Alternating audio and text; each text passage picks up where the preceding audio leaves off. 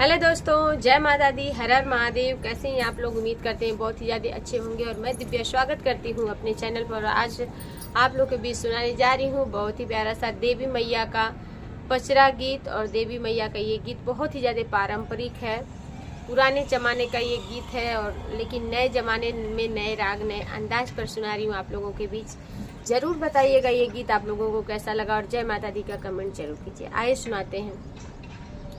कवने महीना निबिया भैली पतिया झार हो, कवने महीना ना, कवने ही महीना निबिया भैली पतिया झार हो, कवन महीना ना, निबिया सोहर लंबी डार हो, कवन महीना ना, निबिया सोहर लंबी डार हो, कवन महीना ना, चैत के महीना निबिया भैली पतिया झार हो, सावन महीना ना, निबिया लहर लंबी डार हो, सावन महीना ना, चैत महीना निबिया भैली पतिया झार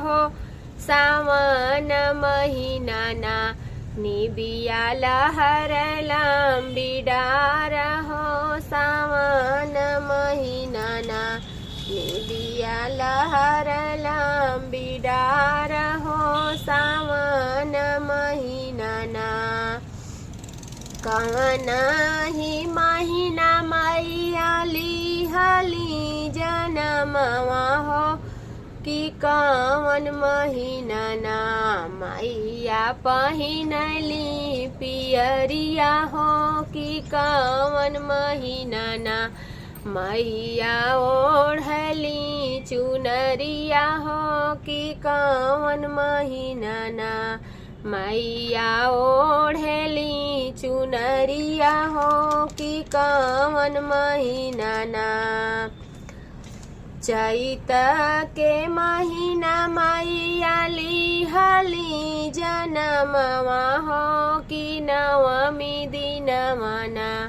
मैया पहिनली पियरिया हो, कि नवमी दिनवा ना, चैत के महीना मैया लिहली जनमवा हो, कि नवमी दिनवा ना, मैया ओढ़ली चुनरिया हो, कि नवमी दिनवा ना, मैया ओढ़ली चुनरिया हो, कि नवमी दिनवा ना, कवने ही महीना मैया निबिया भैली पतिया झार हो, कवन महीना ना, मई निबिया लहर लंबी डार हो, कवन महीना ना, कवने ही महीना निबिया भैली पतिया झार